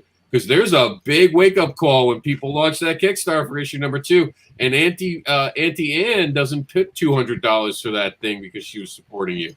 There's a reality moment. So be humble is the point here. Be humble. Always remember, everyone goes up and everyone comes down in comics. You're always going to get fired in comics. So if you're humble, you'd be amazed how far that goes. So second story today, Spawn creator pays tribute to Chadwick Boseman with upcoming covers. I like it. There's not a lot we can talk about with this, unfortunately, you know, because if anyone had anything to say against it, I don't think I'd be comfortable with it being on the show right now. So if you don't like Chad, shh. So we'll move on to number 3. And we have a tie, it looks like. We have a tie, so you guys get to be the tiebreaker because none of you people voted this weekend because, it was a crazy weekend, and I wasn't about to share anything and have anyone try to make comments on things because, you know, you'll share something and one person will be like, well, you know, because of this is going on, blah, blah, blah, blah, blah, blah, blah. And you're like, what the hell are you even talking about? We're voting for a headline. No one mentioned that. What is wrong with you? So what is the third one? The third, you get to pick 3 and 4. So everything has one vote at this point here. So you guys get to pick. All right. So as a matter of fact, you know what? I'm going to make you all vote right now. That's right. Let's take a bump because we haven't done a bump right now, right? Right. We have not. We have not done a bump. You do a bump, and I'm going to give everyone in the room a chance to vote right now so we can get this solved right now. All right. Well, our background is going to change a little bit because I'm going to get into the Geek Speak. We're going to play a bump. You guys head over to Facebook. Oh, don't ruin it. It looks so beautiful. No, I'm kidding. Playing a bump. Hold on a second here. Let me find it. Oh, private chat, guys. Private chat. Get the link. Yep. Okay, private chat. Okay, give me a second here. And here we go. This is a shout out to Mobile Edge. Check it out. MobileEdge.com has award-winning products with innovative features and contemporary, edgy designs that empower you to look sharp and travel smart with your mobile tech.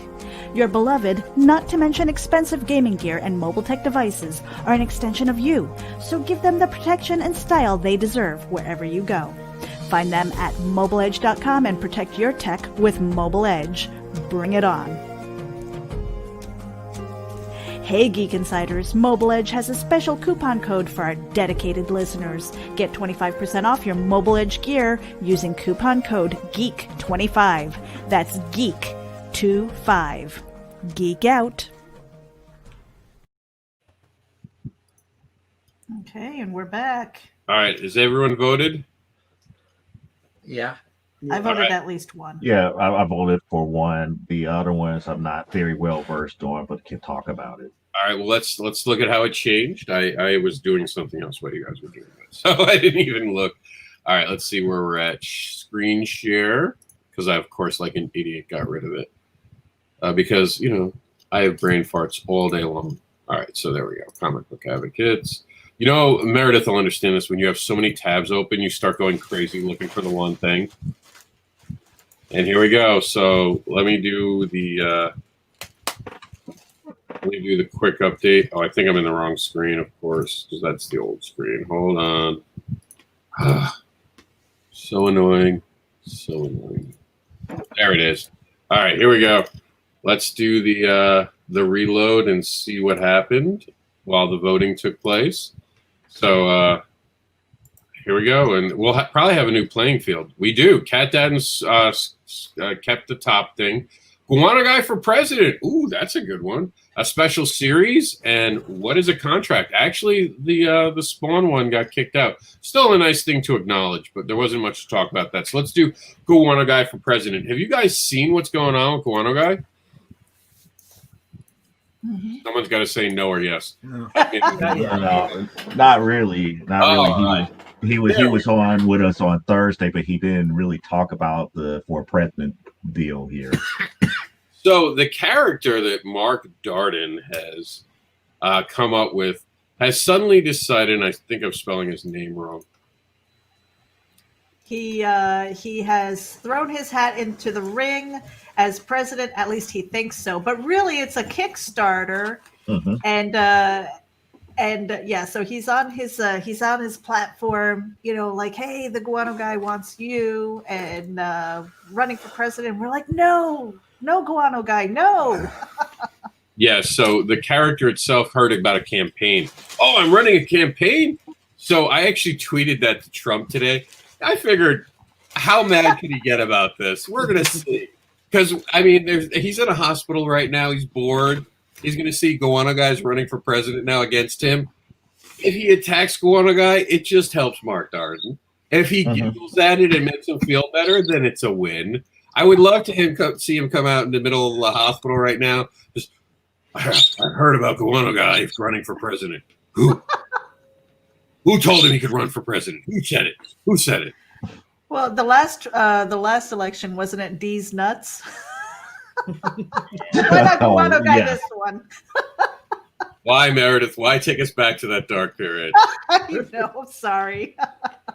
But this is an interesting idea. It's a cool ad campaign that makes fun of the current situation. Because I know a lot of people are talking about how hard it is to crowdfund right now. And I'm not saying that I'm Nostradamus, but I do know a guy who looks exactly like this, who warned that this was going to happen for the election season. And I told people to be very careful about crowdfunding in October and November because of the divisiveness that was going to be happening. And sure enough, look at how bad it is. And I have friends, people I really respect, literally attacking each other. I plan to be on social media as little as possible for the next month because I don't want to see my friends fight. I mean, you could post something innocent and people are twisting it into something that it's not. You know, I've had things where I said, tell me something that you really believe is great about yourself. And people like Meredith said something smart-ass and funny. Some people took it real serious. And then one person said that I'm smart enough to vote for X and everyone else is basically stupid for not voting for this person. And I'm like, why? This was a positive moment. Why make it that? So I had to delete the comment. And it just goes to show you, you're not safe right now. People are so, and I think 2020 has affected it. I think people have been alone far too long. And I know, JD, I hope you guys are being safe up in New York. I know the numbers are starting to look troublesome up there. So, you know, can we just be nice to each other and elect Guano Guy? I think that he's a guy who will get us to the other side of it. I mean, he's the shit. Or at least he thinks so. Yeah. And what do you guys think? Clever campaigns help get you past the finish line? Usually, yeah. Yeah. So, Yeah. I mean, this might garner him some something more that's only between you and your audience. Yes, that will get you past the finish line in a heartbeat. All right, so you guys suck because you're not really talking about this. So here's the deal. If he has some fun with this, it can actually take off. If all he's doing is doing pastiche, sorry. If all he's doing is pastiches of comics or of old wanted posters, like, you know, the traditional Uncle Sam, that sort of thing. Oops. Well, I'm not so sure. If you scroll down a little bit, there should be that one, like, if you don't support it, it could get uglier. Yeah, there it is. That one made me laugh. I saw that and I was just like, okay, what is this about? And only because I saw that and I was just like, oh my God, it's like they took a picture of my dad in a bathing suit and cartoonized it. It was scary. I know. I was just like, oh my God, throw $1 at this campaign before he loses his utility belt. Oh, Meredith. Hey, it's all You're right. supposed to be the good one. I'm the one who's supposed to be the bad one. Wait a minute. Who assigned me that? I reject that. But that's the thing about breaking the fourth wall. It's like this stuff is fine and good on social media, but he was, on the Breakfast Bus, he mentioned nothing about Guangai for president, and to me, that's a campaign within itself. Mm-hmm. That's just like me with Operation Unlock Freebie. It's like every opportunity that I come out here on social media, especially live streams, I have to talk about. I want to give away free stuff with my campaign. I'm in stretch goal territory. I have to tell people, it's like, here, we're two people away, and you're about to get, for example, 2 people away. You about to get this art print for free type deal. You have to talk about it in that same veracity and everything to get people to really pay attention to it. So I don't know what more I can say one way or the other about it. Okay. Well, And we saw what you did there, Joe. Very good. subtle Hey, plot. I'm advocating, am I? I have to give it an example. Speaking of advocating, we'll move on to our next one, and this one's going to be an open discussion. I'm going to be making a special series. I've also created a group to kind of encourage a place for creators affected by, autism, ADHD, dyslexia, dysgraphia, Asperger's. I'm hoping parents even show up and have kids who have been diagnosed with some of these things, most considered learning disabilities. I personally am on the Asperger's spectrum. I have dysgraphia, dyslexia, ADHD, and depending on the day of the week, I would be considered autistic because of half of those things, depending on who's doing the spectrum analysis. So, what do you guys think about creators with learning disabilities being an inspiration for the future? Because a lot of times when I tell this story and I do comics in kids' hands and I do panels and I talk about my dyslexia, there's always one person in the crowd who goes, "I'm dyslexic." And I really want to hear, like, how do you overcome? They'll come to my table, they'll ask me for advice. How did you beat this? And I always say, editor. Tell them when they enter the room, I have dysgraphia, which means my mind, when I'm writing something, forgets words but sees the word there. You literally have to tell me to read the sentence out loud and point to each word for me to realize I'm missing a word. I'm dyslexic, which means I swap things. I can swap letters, words, and I have ADHD, which sometimes means I'll rush some of the things I do for creating. So I've learned how to handle all these things. So what do you guys think? Is it a good idea, I guess, for everyone to come together and be able to learn from each other who have these learning disabilities and these I don't want to call them, problems, because they're really not. They're manageable. They're just things that sometimes make things a little harder. But they do, each one of them can have their own benefit. Except dyslexia. I don't think that, well, actually, that's not true. I can read backwards. I can actually read things backwards, and everyone else struggles, and I can see things other people can't. So everything comes with the benefit. So go ahead, discuss. Who wants to go first? I'm not really sure where to begin. It's just, you always have to, I know I was going to say right before I started talking. Had nice and outlined and everything. It's just, you definitely want to show people that they can overcome their handicaps and they can have a little bit of fun with it. You always need that little bit extra diversity, extra viewpoints, that sort of thing. And having people in there with a definite different perspective because of their physical and mental handicaps is definitely something that should be encouraged. Yeah. I mean, and I know full well about the ADHD stuff. Trust me on this. Yeah, I mean, all I can say to it is that, the more light you put on it, it's better, just to show people that, these things can be overcome, Yeah. I'm more along the lines, it's like, I'm up here, it's like, I like destroying what most people consider normal. To me, people with those type of ailments are normal just like everybody else. Mm-hmm. So, to me, it's like, yes, highlight them. It's like, you'd be surprised of how many people that are in this industry that suffers from that stuff on a daily basis, but we don't get to highlight that because nobody wants to talk about it. Everybody wants to talk about what they create, but not the individual that create. So I'm all for it. Yeah, I mean, for me, I was assessed being having Asperger's when I was in my mid-30s. So I had all of this time, and people meeting me now, they're like, "Oh, well, you're a little odd, but you're acceptable. You've assimilated into the community, and oh, you must be cured and stuff like that." Anybody who knew me when I was a child, they were like, "Oh, well, that explains a lot," and to the point of, these days I consider that kind of my superpower. The ability to compartmentalize, but I also have OCD. Um, I've kind of got like an all or nothing personality. It's always been that way. And so learning how to harness that and saying, okay, how can I take this and really concentrate on the one thing that I want to do?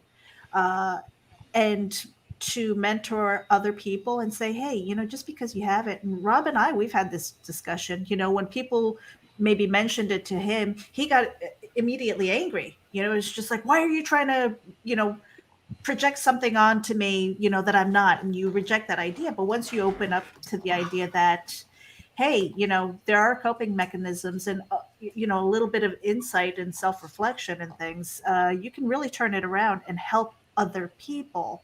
But having a group like that, I think, is amazing. I would love, I think one of the things on my wish list is to take that group and actually maybe create scripts, maybe create a series of books that that talk about it in a realistic way, not talking down at it, not talking at it, but actually expressing those stories. And I think that would be really beneficial for a lot of people. Rob? Or yeah, go ahead, Jamie. Just because, yes, sort of fun having an autistic character in one of the stories I'm writing right now. He's one of the more of the emotionally distant types. So it's sort of interesting having that as a character in the story, all things considered. Mm-hmm. And a big shout out to Fish Lee. He's writing about Tourette's. Mm-hmm. And I think that, yeah, it's just I think it's important, definitely. And comic book black belts. My son considers aspects of his Asperger's as superpowers. I absolutely do. I've embraced that, and to the point where it's almost arrogant sometimes. Well, keep in mind, I'd have to settle down with that too. Yeah, keep in mind, I was like this many when I was just diagnosed. In fact, I was one of the first cases. Mm-hmm. So, yeah, it's definitely really hard not to consider it. I mean, that's why I point out is hyperkinesis, just because it sounds more like a superpower. Mm-hmm. So, I will say this to what Meredith had pointed out. When I first people talk, because people don't notice the Asperger's as much in the way I am, as opposed to when I'm writing. For some reason, I'm just going to mute you, Joe. Mm-hmm. I think that was Joe. We're good now. Yeah. For when they noticed the Asperger's, it was the way I write things, I guess, that people notice the Asperger's more than when I'm in person, and that's just years of learning social cues. I was very awkward as a teenager. I've always said it, and people never understood how awkward, and it took me a long time. I was one of those cases in New York City that fell to the wayside. I was just a problematic kid with ADHD. They didn't see the dyslexia. They didn't see anything else. And I was and New York is a promote for social. Basically, they keep you in the same class so you feel more connected somehow. But I wasn't getting any help I wanted. So when I heard about Asperger's, I was in my 30s, and I'm like, I don't need anything else. I'm good. I'm already fucked up. Can we just stop here? I don't need it anymore. But even now, because I have Jax who has ADHD and who has autism, even though they're not technically official diagnosis, everyone knows it's going to come down to that. And I have to read things, and I'm learning about clutter, and I'm a person who doesn't mind clutter. And I've always said, well, my ADHD, loud and big things are good. And it turns out, yes and no. It's good to have collages and colorful things. That's how I express myself.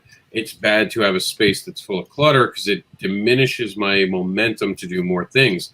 And while it doesn't necessarily affect me, because again, I might have gotten to the point where I have adapted and learned, I have to be mindful of Jax. Cleaner spaces are better for him. more organization are going to be better for him. And by default, I'm learning about myself. And maybe if I keep a cleaner space and I have less things out, I'll be able to focus better. But like you're saying, Meredith, there's hyper focus. So there are days where I can look at something and I can figure it out and I can do it beyond a point where another human being can be as dedicated to it, because it never gets boring. As a matter of fact, the longer it takes, the more I get intense about it. The other day, I had to call her into a chat room because I was experiencing it. And I was like, I can't type right now. My mind is just doing too much at once. And while we're talking, I'm doing 5 different things, and I got it all done. The only downside to that is generally hyperfocus leads to headaches and not sleeping and not eating. You forget to eat, you get headaches because you don't stop. You're constantly just pushing. And, of course, you stay up until 4 in the morning getting a project done. I was working on getting the new setup for Jaxie done last night. I wound up hurting my back. So I wouldn't stop and rest. And now today I can barely walk. So that's why I almost fell and killed myself at the beginning of the show, because I slipped on something. My legs are not exactly great today. I'm having trouble walking because of the nerve damage. So you wind up doing that stuff. So being able to talk to a group about that, I think, will be beneficial. And I love Meredith's idea with it. And it's definitely something we're going to look at it now doing and talking about it. Maybe even turning some of these things into superpowers that no one's aware of. Maybe we're the first generation of super beings, and these are just what we consider side effects are really something that's going to help better. Who knows if dyslexia is going to be something that's going to help people in the future, or it's the beginning of something that being able to read code better. I don't know. We don't know. We don't know where these things are coming from. You don't know how long dyslexia has been around, because a lot of times we just called them crazy. We just said that there was a demon in their head. We don't know. So the more we know, the more we talk, the better we'll be. So let's move on to our next topics. We're actually running out of time. This has been one of those shows where everything's gone so quickly today. We've been talking. The editors got us. So the next one would be, the last one for today, is what is a contract and why do artists need them? This is from Gamal Hennessy. Amazing video. You have to watch it. I cannot stress to you all the importance of contracts. Please get the book. Yeah, and you don't understand, even in your messenger, putting out terms and having them send that to you becomes a contract. Why? Because they have to sign into their account. The minute they sign into their account and sent it to you, that's a signature. That does count. But I stress to you, it's better to have a written out contract, but that'll still hold up. If you type something to someone, that is legal. They will lose in court. It's just having a contract makes it neater instead of having screenshots. And especially I do mind to take screenshots, guys, because people can now remove comments from threads, so they can kind of screw you. Emails are great. Have people email you information. For me, I try to make contracts very clear. And Meredith's been in the room when I make contracts. It's about protecting yourself. It's about insulating people.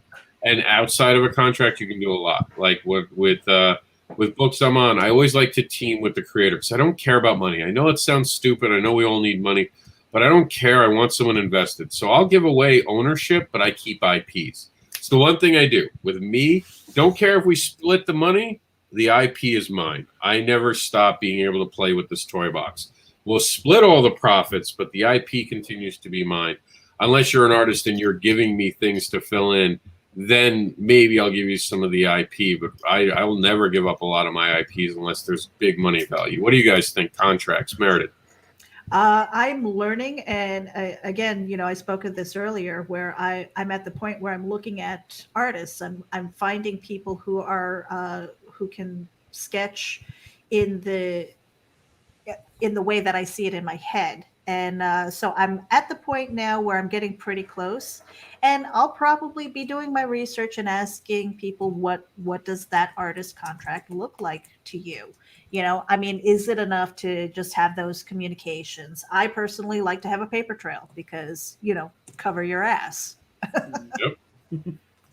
So important. And work for hire, guys, I need you to understand this. If you're an artist and you're working for hire, you have no claim to royalties.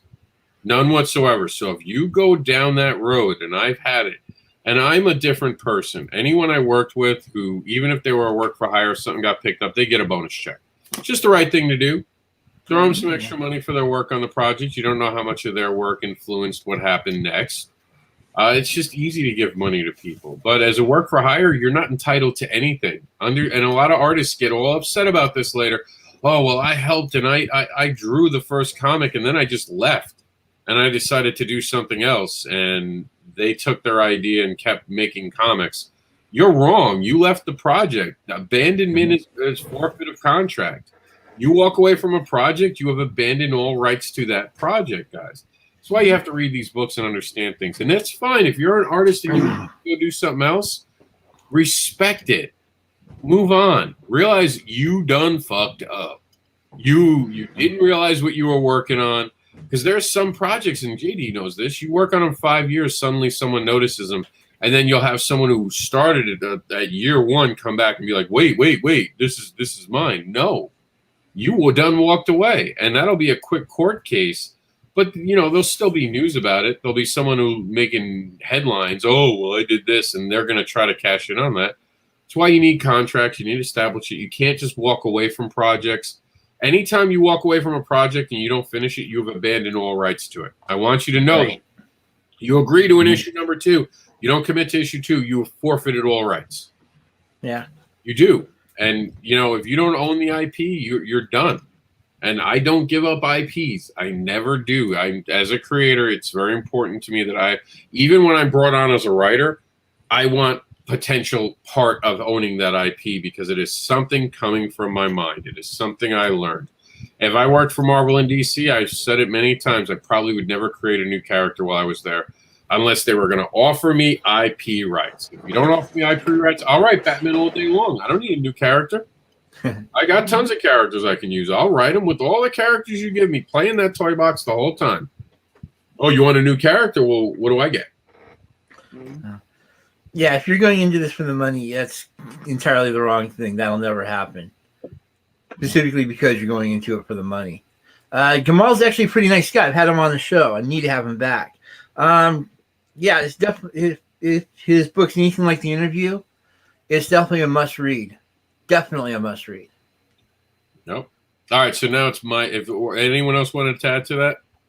No. I mean, it's just a must. I mean, the one thing that my lawyer did, sat me down. First question that he asked me is like, what if an artist breached your contract? What penalties what penalty is going to happen? Mm-hmm. And I kind of looked at him straight. It's like, no, that's part of a contract. It's like, well, I don't want him stealing my IP and this, that, and the other. So I would, come that way. It's like, that's still not strong enough. So that aspect of a contract has to be thought about as a whole here, because what if that other party fails to meet their contract or meet a deadline or meet this? There are penalties that have to be assessed, because they just can't say, okay, I'm going to start the work 6 months later, you haven't seen or hear nothing from it, and not expect any type of penalties on their side. As a creator, write in your contract that delays in production lead to voiding of contract and all IP rights go back to the creator. Mm-hmm. And if you paid for the art, you own the art if it's a work for hire. If an artist comes back to you and goes, oh, well, I don't like using the art. There's this thing, it's called tough shit. I paid you for it. It's my art. You don't get a say in it. Like I bought it from you, work for hire. But if it wasn't a work for hire, you do have to get permission. If you didn't buy the art, that's why I like, even if it's paying $10 for an art that someone wants to team up with you, it's easier because now you have ownership in it and you're allowed to use it. If someone works with you 50-50, then yes, they can pull their art. Doesn't matter. They can pull the art. So. And specifically spell it out, because I tell people, if I pay for the art, the only thing that you can use is for a portfolio review. That's it. Mm-hmm. I get to do whatever I want with it. If I want to make it toilet paper, I'll make it toilet paper. But I get to do what I want because I paid you for that work.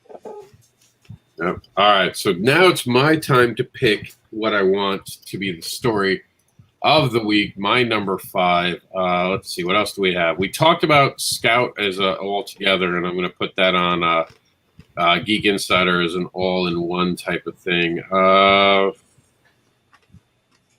Some good stories here. I think I'm going to go with... Let's give some love. I'm going to go with the flying artist Jethro Morales gets hired by Marvel Comics. I think that was pretty cool, and I love giving some love. So for those who don't know, there was a Kickstarter this week. It's no longer available. That artist got picked up for Marvel Comics. How important is it that you guys, if you're not being picked up, but a member of your team is getting picked up, how important is it to you guys that that's a moment where you were working with someone talented? Do you guys think that actually ups your game? Do you think the success of someone else helps you kind of level up? And do you promote it? Do you celebrate it for them? Because, I mean, we've seen people we've worked with jump up. I mean, Bob Sally. I came in when Bob Sally, I was part of a group like Bob Sally, Chris Med, a few other people who haven't done as much. And we were all part of Buddy Scalera's comic book school initiative. He does Creators Connection. And now you're seeing Chris Med all over the place. You're seeing Bob Sally. You're seeing he does Wretches. He's a friend. I'm drawing a blank on his name. I'm so sorry, dude. I'm going to look it up. But all these people were from that same kind of class when the Creators Connection started. And Wretches isn't. Hold on. Someone help me here. Continue to talk so I can get my friend's name. Yes, you definitely celebrate it. Yeah, I mean, you always celebrate success no matter what, because the success is going to not only, if you basically be a total jerk about it, that's going to come back on you as a negative thing. And you want to try to avoid that at the very least, just for the sake of pragmatism, if nothing else. But yeah, you always celebrate everybody's success. If, that person is going to try to bring you up, and you're going to bring up that person as well. So definitely celebrate always. Exactly, because the thing is these things roll around. I mean, they're gonna have their successes. You're gonna have your successes. You understand? One day you might be in that position. You're like, why is everybody treating me like dirt? Oh, I don't know. Maybe because you treated them like dirt when they had theirs. Mm-hmm. So you got, look, if they do great, that's fantastic. You in some way helped out with that. Yeah, and here we go. This is the Wretches. It's part of Scout. And oh, come on, they're not. I hate the brain farts, man, because it's not saying my friend's name. I feel like such a horrible friend right now. You guys have no idea. But I think jealousy sometimes has something to do with this, though. Wouldn't you guys agree? Yeah. I mean, sure. I'm still thinking about the second part of your question here. We'll go for it.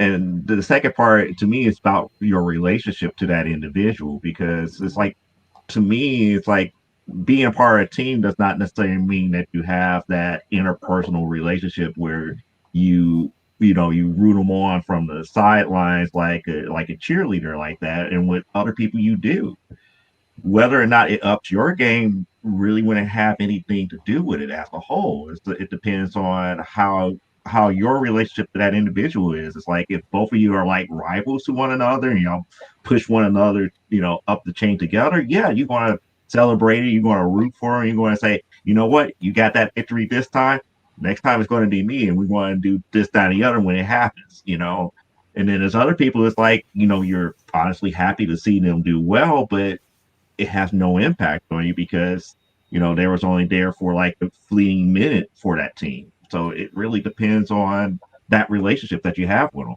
It's not about being a jerk or anything about it. But if you work with people that you might see maybe like one time out of the year, or only do one project and never hear from them again, but the simple fact that you work for them and you hear that they're doing well, it's like, cool, I'm happy that they're doing well. I only have X, Y, and Z things to say about them, but it goes no further than that. While other people, it's like, oh yeah, I remember, the time that we hung out over here, after this convention, and we talked about yada yada yada, and have personalized stories. And to me, that has more of an impact on how much you celebrate that success with them. Yeah. I mean, I think working in a group dynamic, it brings you together like family. And sometimes you love your family, and sometimes you can't stand them. But when somebody succeeds, definitely celebrate them. And then you hope that the person who has succeeded remembers where they came from and doesn't become a complete jerk, because that happens too. Mm-hmm. Rob, JD. in private chat, I put in, is it James Roach? Yeah, I put that. I put it in there. James Okay. Roach or Roche? I always say Roche. Roche. Roche. I could be either one, to be honest with you. I don't know.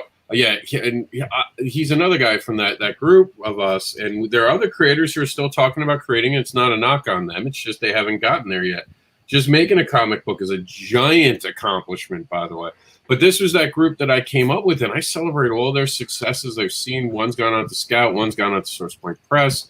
I'm amazed by these creators. I'm amazed by being in the orbit of these creators. Chris Madd's done covers all across indie comics. I support all of them, and it's a brotherhood. It's a brotherhood, and we all know each other. We all see each other, and it's hugs, and it's how you doing. Not going to New York Comic Con this weekend. Typically, it would have been this weekend. This year, it was scheduled for next weekend, but usually it was the first weekend in October. I'm a bit depressed about it. I'm heartbroken. I'm not seeing my family. I'm not seeing my friends. This has been a troubling year, and this will be the first time I don't get to hang out with my friend Chris Madd. I don't get to see Bob, Sally, or James. Josh Stahl is another name that was part of us. Johnny C. These are all guys I'm coming up with. Tons of other great creators do the comics creation. I miss my family. I miss my creative family that comes out of there. And I celebrate every moment of their success because their success never hurts or does anything to my success, but it makes it better that I see the other people that I admire, because I do admire them. I admire every one of them for being who they are and for what they've done. And it makes me feel great to know these other creators are successful, that Buddy's helped us all achieve a new goal, putting us on the right path. And it's nothing but love. And I really want to get back to comics being that. When I first started in comics, it was less about egos than it is today. And I'm hoping we're going to see, because I see a lot of people this weekend, especially in credit to the ones who stood up and said, this is ugly. This has to end. I'm not doing politics anymore at all. This is not what I want. And I think this was a breaking point for a lot of creators this weekend. I think a lot of people were like, nope, this is not okay. And we finally hit that moment where we get to kind of change course. And people really see, like, I don't want to hate someone. I don't want to be mad at someone over something that's just ugly. Go watch that social media thing on Netflix. It'll change your mind about social media. It'll make you guys realize a lot of things that you don't even know. But with that, we're going to end the program. But before we do that, we want to talk about the great people in the room. So let's go around in the way that you came in. So, Joe, you get the first.